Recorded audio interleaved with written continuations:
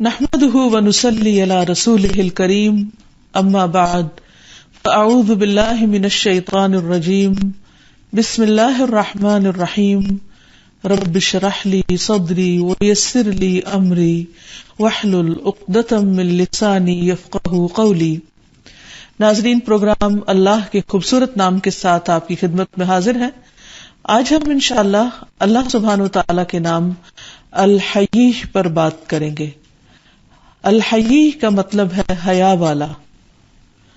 حیا اللہ سبحانہ وتعالی کی صفت کمال ہے، لیکن یہ یاد رہے کہ اللہ تعالی کا حیا بندوں کے حیا کی طرح نہیں ہے، کیونکہ اللہ سبحانہ وتعالی کی کسی چیز کو بھی بندوں کے ساتھ مثال نہیں دی جا سکتی۔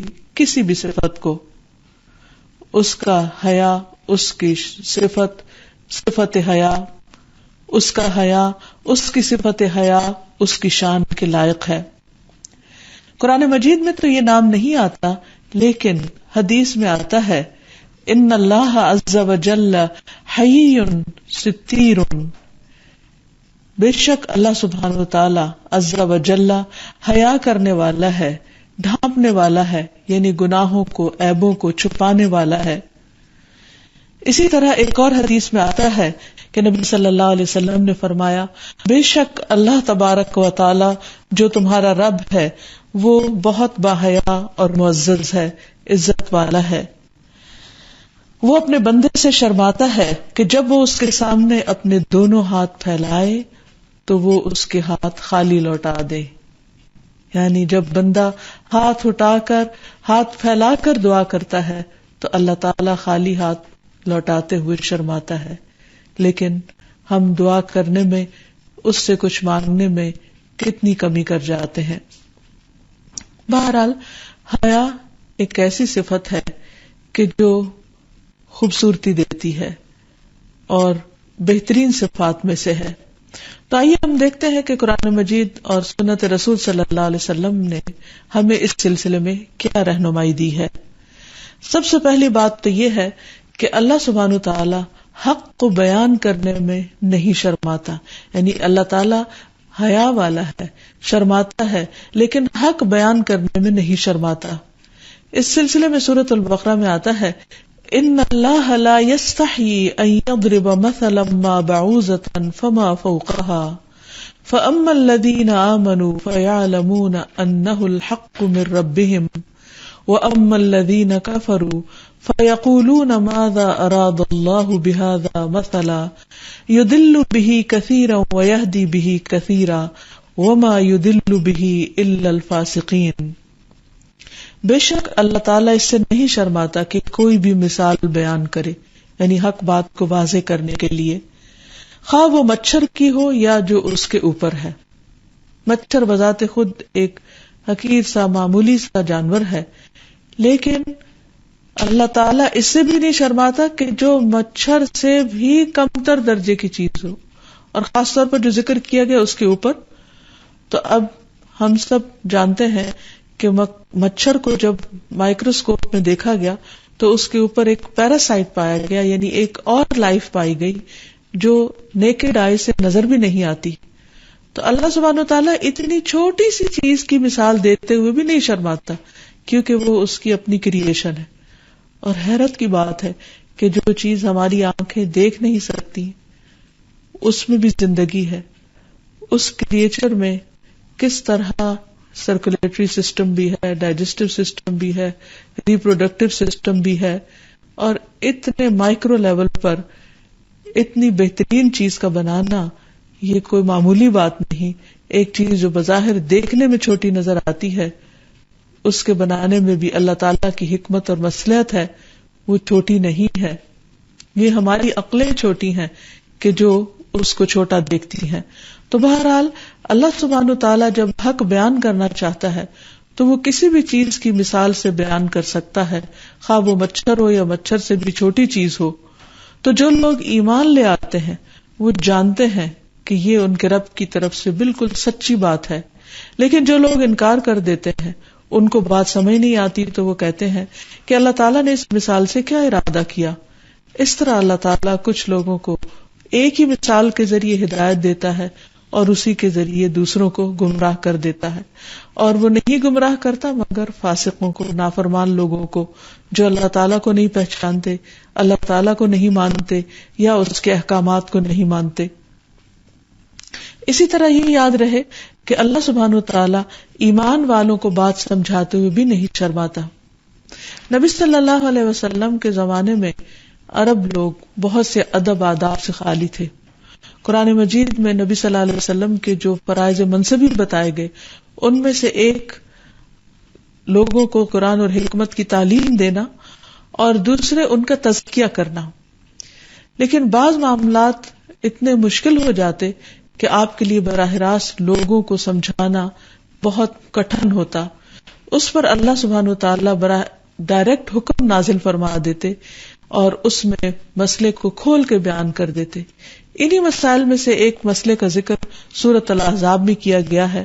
اللہ تعالیٰ فرماتے ہیں یا ایھا الذین آمنوا لا تدخلوا بیوت النبی الا ان یؤذن لکم الی طعام غیر ناظرین اناہ ولکن اذا دعیتم فادخلوا فاذا طعمتم فانتشروا ولا مستأنسین لحدیث ان ذلکم کان یؤذی النبی فیستحیی منکم واللہ لا یستحیی من الحق.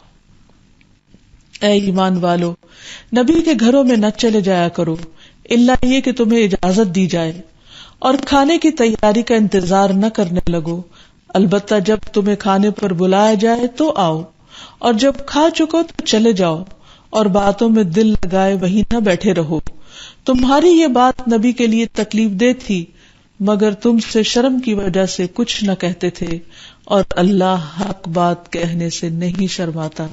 یعنی اللہ سبحانہ وتعالیٰ نے ان خاندانی اور معاشرتی قسم کے ادب آداب کو اور احکامات کو بہت صاف صاف بیان کر دیا ہے، جن باتوں کو بیان کرنا نبی صلی اللہ علیہ وسلم کے لیے مشکل تھا. پھر اسی طرح یہ ہے کہ اللہ سبحانہ وتعالیٰ ہی سب کو حیات دینے والا ہے.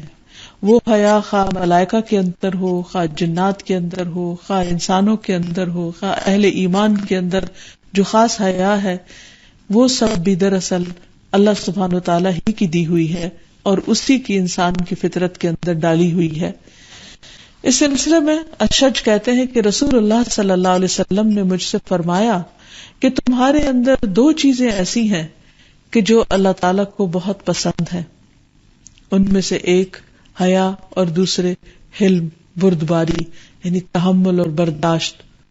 تو وہ کہنے لگے کہ اے اللہ کے رسول صلی اللہ علیہ وسلم، یہ عادات یا یہ خوبیاں مجھ میں پہلے سے ہی ہیں یا اکتسابی ہیں کہ بعد میں مجھے حاصل ہوئی ہیں کسی کوشش محنت کی وجہ سے؟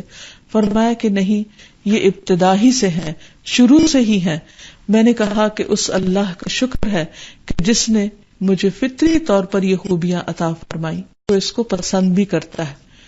ویسے تو اللہ تعالیٰ نے ہر انسان کے اندر حیا رکھی ہے، اور اس کی دلیل یہ ہے کہ آدم علیہ السلام کی خلعت فاخرہ اتروا دی، یعنی جنت کا لباس ان سے اتروا دیا، کیونکہ آدم علیہ السلام شیطان کے بہکاوے میں آ گئے تھے. تو اس کے بعد کیا ہوا؟ انہوں نے فوراً جنت کے درختوں کے پتوں سے اپنے آپ کو ڈھانپنا شروع کر دیا، کیونکہ حیا انسان کی فطرت میں ہے، وہ بے لباس نہیں رہ سکتا، لباس انسان کی ضرورت ہے.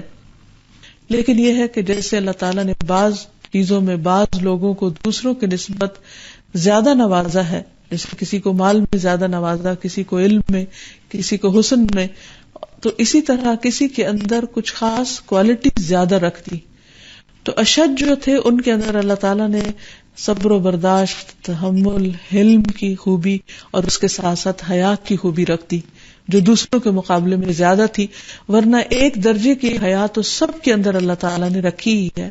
اسی وجہ سے آپ دیکھتے ہیں کہ چھوٹے بچے جب ابھی وہ فطرت پر ہوتے ہیں یا فطرت سے قریب ہوتے ہیں تو جب کوئی بھی ان سے بات کرتے تو ایک دم شرما جاتے ہیں، اور پھر بڑے ہو کر ماحول کے اثر کے تحت ان کے اندر مختلف چیزیں پیدا ہونا شروع ہو جاتی ہیں. اور پھر اللہ سبحانہ وتعالیٰ نے نہ صرف یہ کہ یہ چیز انسان کے اندر رکھی بلکہ وہ اس کو پسند بھی کرتا ہے. بہت سی چیزیں جو اللہ سبحانہ وتعالیٰ کی صفات ہیں ان صفات کو وہ بندوں میں بھی دیکھنا چاہتا ہے. مثلا اللہ سبحانہ وتعالیٰ غفار ہے، وہ محبت رکھتا ہے کہ اس کے بندے دوسروں کو معاف کرنے والے ہوں. اللہ سبحانہ و تعالی المؤمن ہے، امن دینے والا ہے. اللہ تعالی اپنے ان بندوں سے محبت رکھتا ہے جو امن میں رہتے ہیں اور جن کے ہاتھ اور زبان سے دوسرے امن میں ہوں. پھر اسی طرح اللہ سبحانہ و تعالی ستار ہے، ستیر ہے، دوسروں کو ڈھانپنے والا ہے، ان کے گناہوں کو، ان کی خرابیوں کو. اللہ تعالیٰ کو وہ بندے پسند ہیں جو دوسروں کے عیبوں کو ڈھانپتے ہیں. اسی طرح جتنی بھی اللہ تعالیٰ کی صفات ہیں وہ اپنے بندوں کے اندر دیکھنے کو پسند کرتا ہے. اسی طرح اللہ تعالیٰ با حیا ہے، وہ چاہتا ہے کہ اس کے مومن بندوں کے اندر حیا کی صفت پائی جائے. تو اب جب کہ ہم نے اللہ سبحانہ و تعالیٰ کی اس صفت کے بارے میں جان لیا کہ یہ اللہ تعالیٰ کی صفت ایک کمال میں سے ہے اور اللہ تعالیٰ کو یہ پسند ہے، اللہ تعالیٰ اس سے محبت رکھتا ہے اور وہ اپنے بندوں میں دیکھنا چاہتا ہے، تو آئیے ہم دیکھتے ہیں کہ ہم اپنی زندگیوں میں کس طرح اس صفت کو لا سکتے ہیں. سب سے پہلی بات تو یہ کہ انبیاء علیہم السلام انسانوں کے لیے رول ماڈل رہے ہیں، اور پھر انبیاء کے بعد انبیاء سے متعلق جو لوگ ہیں، ان کے صحابہ، ان کے ساتھی، ان کے فالوورز، تو ہمیں ان کی زندگیوں میں دیکھنا چاہیے کہ وہ کس طرح کے با حیا تھے. قرآن مجید میں ہم دیکھتے ہیں کہ اللہ سبحانہ وتعالیٰ کا راستہ جو سیدھا راستہ ہے وہ راستہ ہے جس پر وہ لوگ چلے جن پر اللہ تعالیٰ نے انعام کیا، اور وہ انبیاء ہیں، صدیقین ہیں، شہداء ہیں، صالحین ہیں. تو آئیے ہم دیکھتے ہیں کہ ان کی زندگیوں سے ہمیں کیا مثال ملتی ہے. سب سے پہلی بات تو یہ کہ نبی صلی اللہ علیہ وسلم خود بہت باحیا تھے. بخاری کی روایت میں آتا ہے کہ آپ بہت زیادہ باحیا تھے. پھر اسی طرح فرشتوں کے بارے میں آتا ہے کہ وہ بھی حیا کرتے ہیں، جیسے حضرت عثمان رضی اللہ تعالیٰ عنہ کی حیا کا ذکر کرتے ہوئے آپ نے فرمایا کہ میں اس سے حیا کیوں نہ کروں جس سے فرشتے بھی حیا کرتے ہیں. پھر اسی طرح حضرت عثمان رضی اللہ تعالیٰ عنہ آپ کے ساتھیوں میں سے سب سے زیادہ باحیا ہونے میں مشہور تھے. آپ نے فرمایا حیا ایمان کا حصہ ہے اور میری امت میں سب سے زیادہ باحیا عثمان ہے رضی اللہ تعالی عنہ. پھر اسی طرح ابو سعید خدری سے روایت ہے کہ نبی صلی اللہ علیہ وسلم پردہ نشین کنواری لڑکیوں سے بھی زیادہ باحیا تھے، کیونکہ حیا ایمان کا حصہ ہے، ایمان کی شاخ ہے. جیسے کہ آپ صلی اللہ علیہ وسلم نے فرمایا حیا اور کم گوئی یعنی کم بات کرنا ایمان کے شعبے ہیں، اور پھر حیا ایمان کا حصہ ہے اور ایمان کا تعلق جنت سے ہے. تو اس لیے اگر انسان کے اندر سے حیا رخصت ہو جائے تو ہر چیز چلی جاتی ہے، یعنی اس کا ایمان ضائع ہو جاتا ہے، اور اگر ایمان چلا جائے تو جنت میں جانے کے چانسز کم ہو جاتے ہیں. پھر اسی طرح آپ صلی اللہ علیہ وسلم نے یہ بھی فرمایا کہ حیا اور ایمان کو ایک دوسرے کے ساتھ یکجا کر دیا گیا ہے، یعنی دونوں کو مکس کر دیا گیا ہے. لہٰذا جب ان دونوں میں سے ایک چیز اٹھائی جاتی ہے تو دوسری ساتھ ہی چلی جاتی، یعنی اگر کسی کے اندر سے حیا جاتا ہے تو ایمان بھی چلا جاتا ہے، اور اگر ایمان جاتا ہے تو حیا بھی رخصت ہو جاتی ہے. اور پھر یہ کہ اسلام کی پہچان ہے حیا، اس کی ایک خصوصی علامت ہے. دنیا میں جتنی بھی قومیں ہیں، جتنے بھی کلچرز ہیں، جتنے بھی ریلیجنز ہیں، ان سب میں آپ دیکھیے کہ اس کے مقابلے میں اسلام کی جو تعلیمات ہیں، خواہ وہ لباس سے متعلق ہے، خواہ وہ کھانے پینے سے متعلق ہے، یا گفتگو کے آداب سے متعلق ہے، یا بڑوں کی عزت اور رسپیکٹ سے متعلق ہے، یہ تمام چیزیں حیا سے متعلق ہیں اور ان میں ہمیں حیا کی جھلک ملتی ہے. پھر اسی طرح یہ کہ حیا کمزوری نہیں ہے، جیسے کہ بعض لوگ سمجھتے ہیں کہ حیا کرنے سے انسان ویک ہو جاتا ہے یا دوسرے اس کو دبا سکتے ہیں، تو اس لیے وہ بدتمیزی کے ساتھ دوسروں کے ساتھ بات کرے یا دوسروں کی عزت اور احترام نہ کرے. تو یہ بات سراسر غلط ہے. رسول اللہ صلی اللہ علیہ وسلم نے فرمایا جس چیز میں بھی حیا پائی جاتی ہو وہ اسے زینت بخش دیتی ہے، یعنی انسان کے اخلاق میں، انسان کے معاملات میں، اس کی چال ڈھال میں، اس کے رکھ رکھاؤ میں، اس کے دوسروں کے ساتھ تعلقات میں اگر ایک حیا کا عنصر پایا جاتا ہو تو ہر چیز خوبصورت ہو جاتی ہے. اور اگر انسان مثلاً اس کی چال کے اندر ایک تکبر ہے اور کسی کی پرواہ نہیں کرتا انسان، یا پھر انسان کی گفتگو کے اندر ایسے الفاظ فحش موجود ہیں یا ایسے بات جس میں رسپیکٹ نہیں، یہ تمام چیزیں انسان کے اخلاق کو، کردار کو بدنما کر دیتی ہیں. پھر اسی طرح یہ کہ نہ صرف یہ کہ دنیا کے اعتبار سے بلکہ آخرت کے اعتبار سے بھی حیا انسان کو فائدہ پہنچانے والی ہے. قرہ بن مزنی سے روایت ہے کہ ہم رسول اللہ صلی اللہ علیہ وسلم کے پاس تھے تو آپ کے پاس حیا کا ذکر کیا گیا. صحابہ نے کہا اے اللہ کے رسول، حیا دین کا حصہ ہے. رسول اللہ صلی اللہ علیہ وسلم نے فرمایا بلا شبہ حیا پاک دامنی اور عاجز ہونا ہے، دل کا عجز نہیں بلکہ زبان کا عاجز ہونا، اور اچھی سمجھ ایمان میں سے ہے. بلا شبہ یہ چیزیں آخرت کے نفع کو زیادہ کر دیتی ہیں اور دنیا میں کمی کر دیتی ہیں. ان سے دنیا میں جو کمی ہوتی ہے اس سے آخرت میں زیادہ نفع ہوتا ہے. اور بلا شبہ بخل، بدکاری اور بدگوئی یعنی بد کلامی نفاق میں سے ہے، ہپوکریسی میں سے ہے.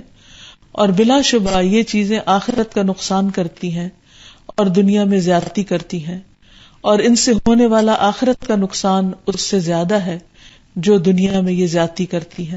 یعنی دنیا میں اگر انسان کو بد اخلاق اور بے حیا ہونے سے وقتی طور پر کچھ فائدے بھی ہو جاتے ہیں، جسے عام طور پر ہم کانفیڈنس کے نام سے کرتے ہیں، تو آخرت کے مقابلے میں وہ فائدے بہت ہی کم ہیں.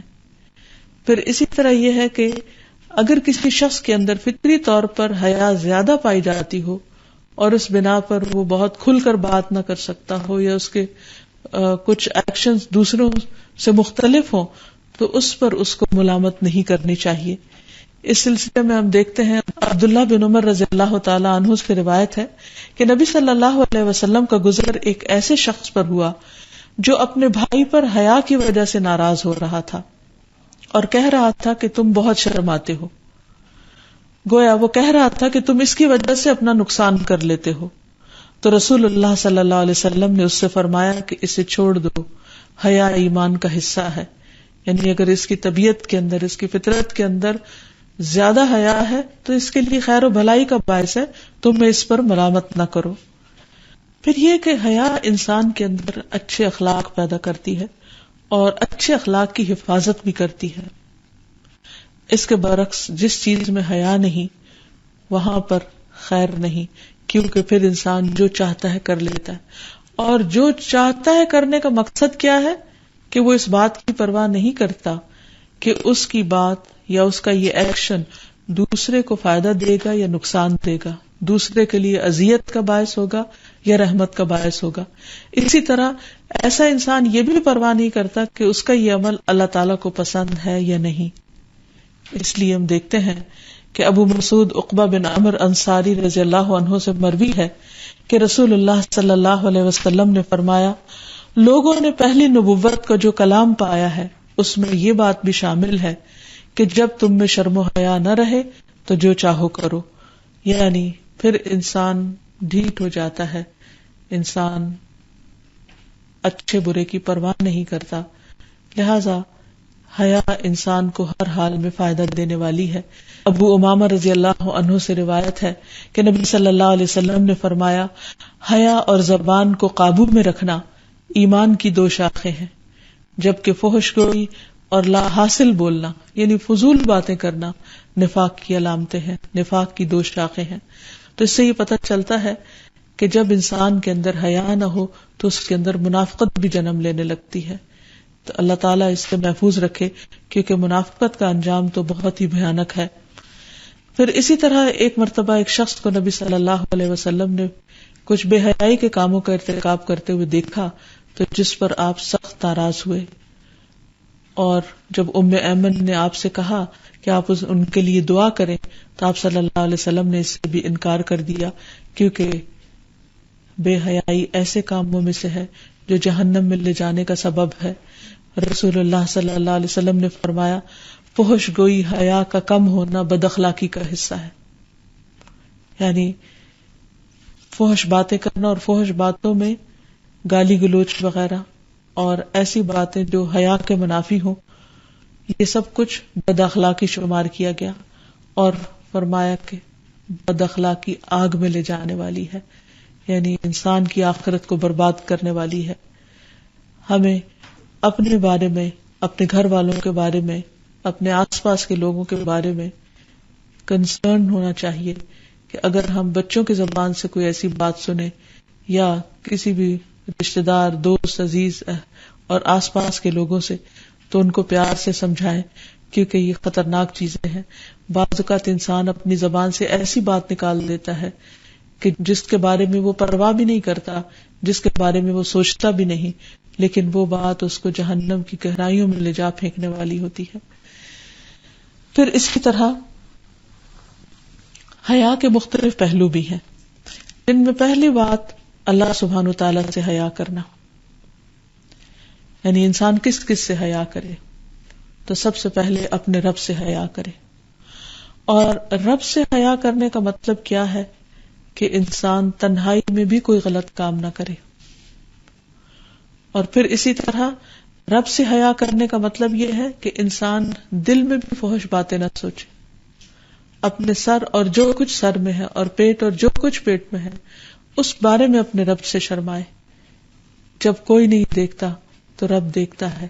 جن چیزوں کو کوئی نہیں جانتا ان کو رب جانتا ہے.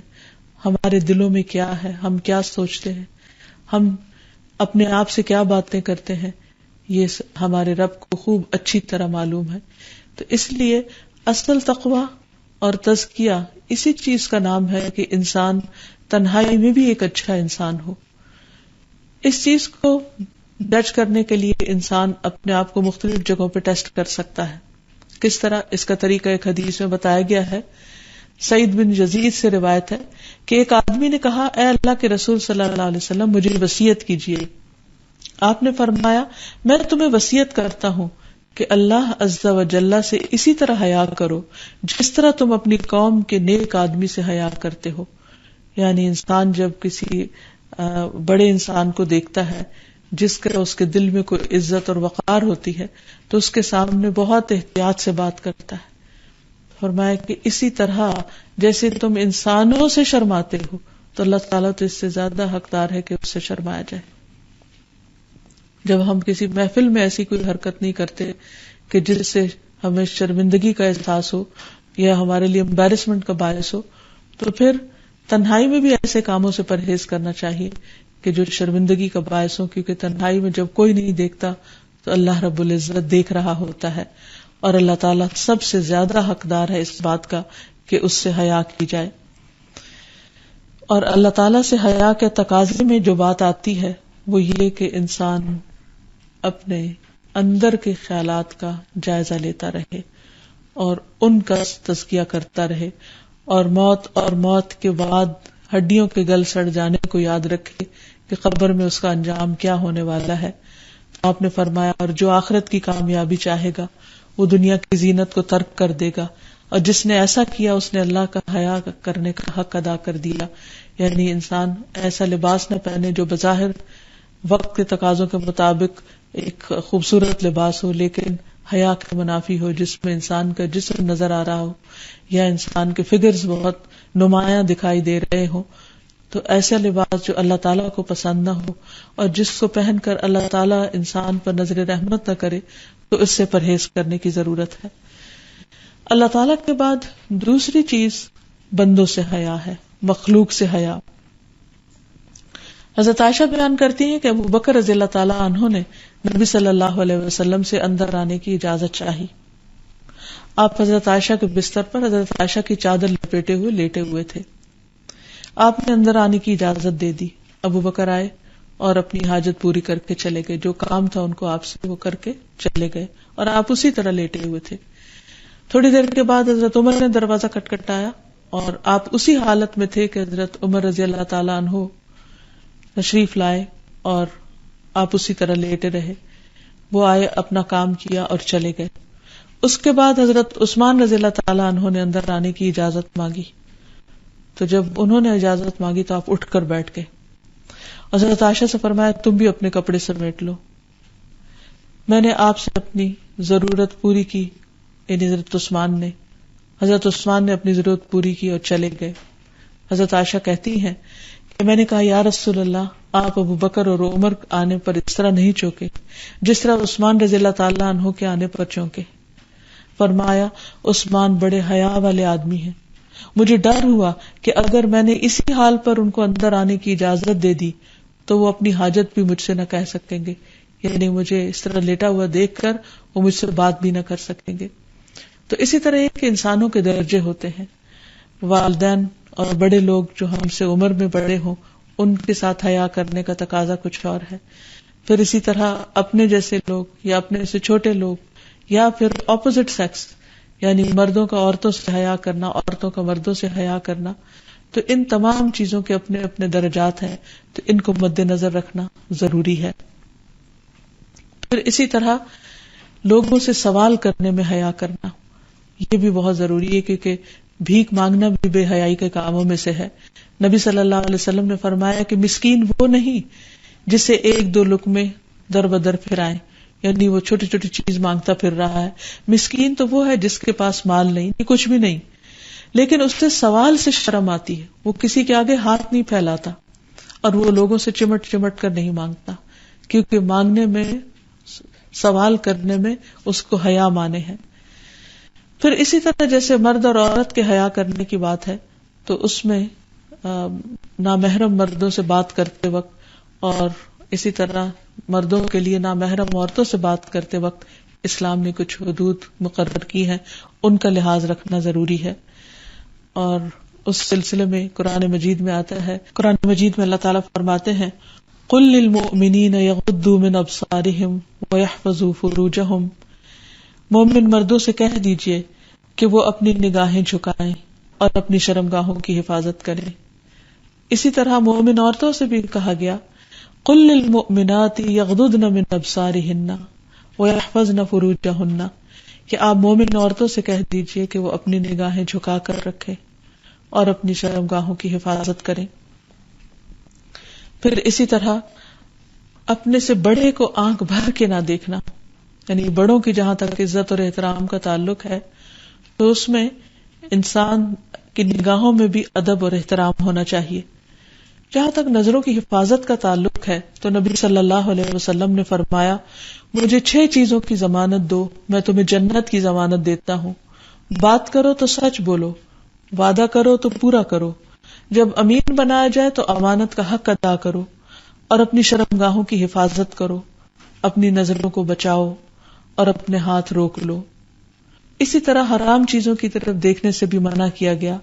نبی صلی اللہ علیہ وسلم نے فرمایا 3 طرح کی آنکھیں قیامت کے دن جہنم کی آگ کو نہ دیکھ سکیں گی، وہ آنکھ جو اللہ کے ڈر سے رو پڑی، وہ آنکھ جس نے اللہ کی راہ میں پہرا دیا، اور وہ آنکھ جو حرام کردہ چیزوں سے جھک گئی، یعنی اس نے حرام چیزوں کو نہ دیکھا۔ حیا کے تقاضوں میں سے ایک تقاضا یہ بھی ہے کہ انسان اپنی گفتگو میں باحیا ہو، اس میں الفاظ کا چناؤ، دوسرے کا لحاظ رکھنا، ادب کے ساتھ اپنی آواز کو اونچا یا پست رکھنا، یہ تمام چیزیں آ جاتی ہیں۔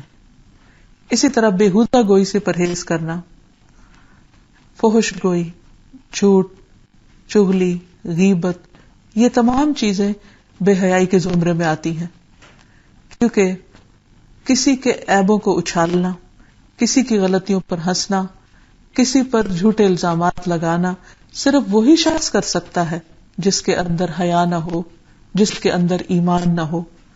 جس کے اندر ایمان اور تقویٰ ہوگا وہ اپنی زبان کو کنٹرول میں رکھے گا اور اپنی زبان سے ایسی کوئی بات نہیں نکالے گا کہ جو حیا کے تقاضے کے منافی ہو۔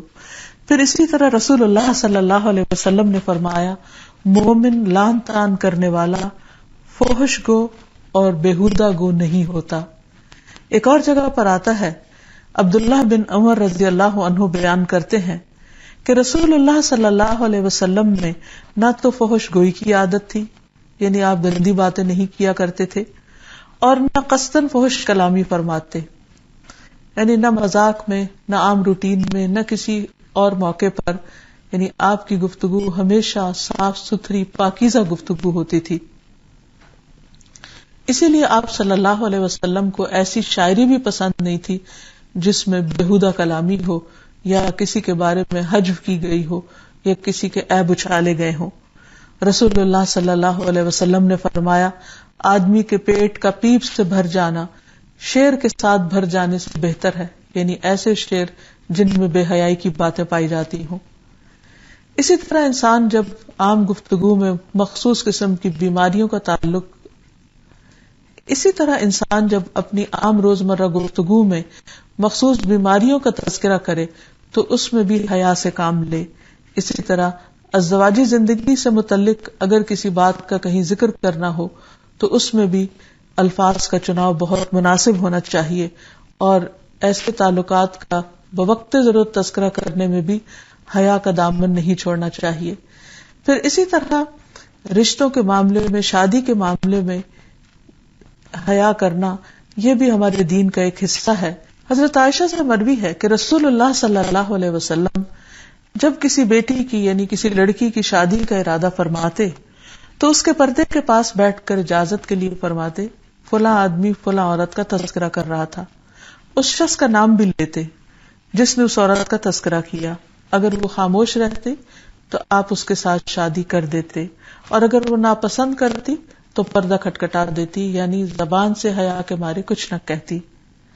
پھر اسی طرح حیا کے تقاضوں میں سے ایک تقاضا لباس میں حیا ہے۔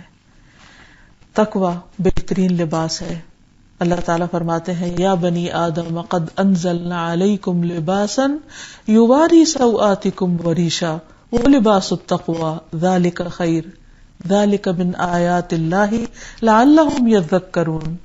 اے آدم کی اولاد، بے شک ہم نے تم پر لباس اتارا ہے، یعنی اللہ سبحانہ وتعالیٰ نے لباس جس سے بنتا ہے وہ چیزیں بھی پیدا کی اور اس کا حکم بھی اتارا، اور انسان کو سمجھ بوجھ بھی دی کہ وہ کس طرح کا لباس اپنے لیے بنائے، اور اس کا مقصد بھی بتا دیا گیا کہ لباس کیوں، لیواری سوآتکم، جو تمہاری شرمگاہوں کو چھپاتا ہے، یعنی تمہارے جسم کے قابل شرم حصوں کو چھپانے کے لیے۔ تو وہ لباس ہی کیا کہ جو انسان کے ایسے حصوں کو نہ چھپائے، اور زینت بھی ہے۔ اور تقوی کا لباس وہ سب سے بہتر ہے، یہ اللہ کی نشانیوں میں سے ہے تاکہ وہ نصیحت حاصل کریں۔ پھر اسی طرح اپنے بدن کو ڈھانپ کر رکھنا چاہیے اور غیر ضروری طور پر اس کو ننگا نہیں کرنا چاہیے۔ رسول اللہ صلی اللہ علیہ وسلم نے فرمایا موسیٰ علیہ السلام بڑے ہی شرم والے اور بدن ڈھانپنے والے تھے، ان کی حیا کی وجہ سے ان کے بدن کا کوئی حصہ بھی دیکھا نہیں جا سکتا تھا۔ اسی طرح جسم کو نمایاں کرنے والے لباس سے بھی بچنا چاہیے، خصوصاً خواتین کو تنگ کپڑے پہننے سے اجتناب کرنا چاہیے، کیونکہ اگرچہ وہ باریک نہ بھی ہوں تو بھی وہ جسم کے حصوں کو نمایاں کر رہے ہوتے ہیں۔ پھر اسی طرح سطر کی حفاظت کرنا بھی ضروری ہے، اور خصوصاً نماز کے اندر، عبادت کے اندر۔ پھر اسی طرح مرد کو ایک چادر میں لیٹنے سے منع کیا گیا، اور عورت کے ساتھ ایک چادر میں لیٹنے سے منع کیا گیا، یعنی بغیر کسی اوٹ کے، بغیر کسی رکاوٹ کے وہ ایک دوسرے کے جسم کو نہ چھوئیں۔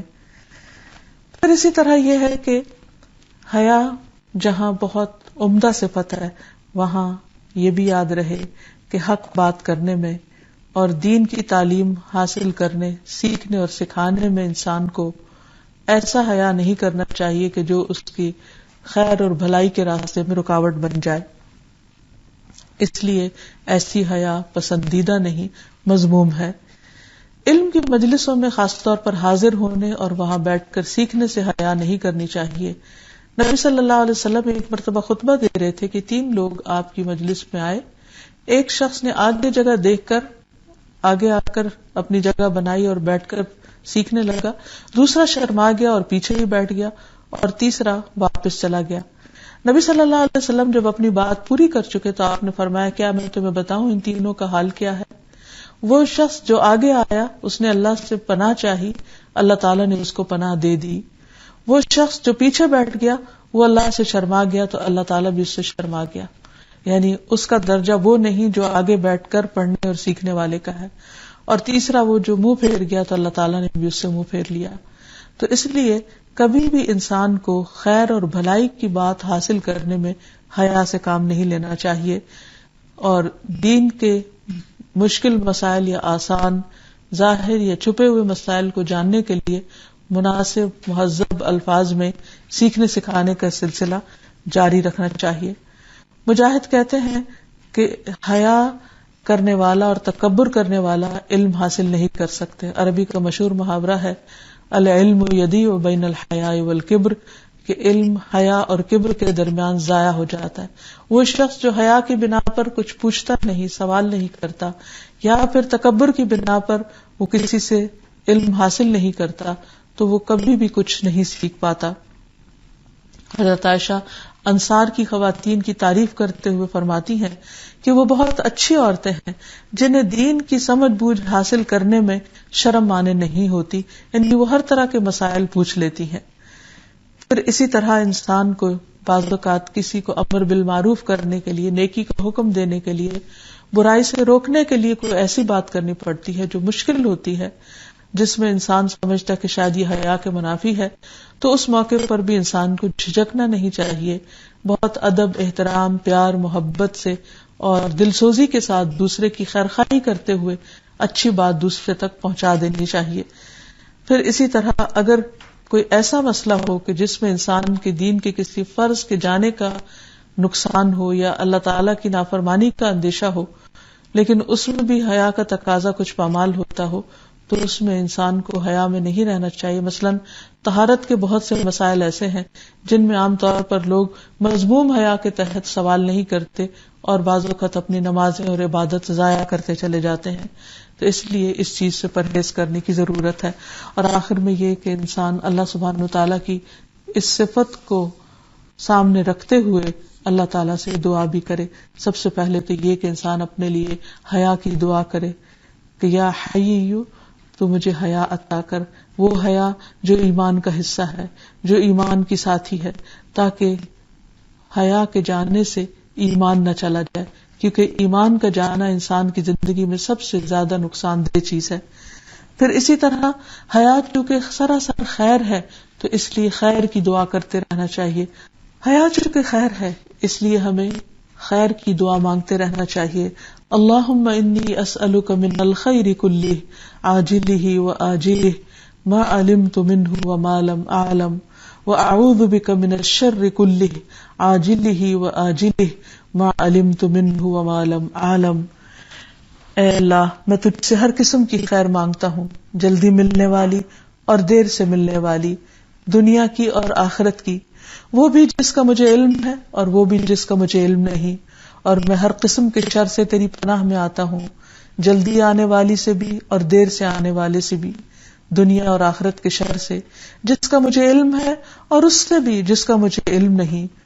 اور اللہ سبحانہ وتعالیٰ سے دعا ہے کہ ہمیں وہ خیر عطا کرے جو اس نے محمد صلی اللہ علیہ وسلم اور آپ کے صحابہ کو عطا کی، اور ہمیں ہر اس شر سے بچنے کی توفیق دے کہ جن سے اس نے اپنے خاص صالح بندوں کو محفوظ رکھا.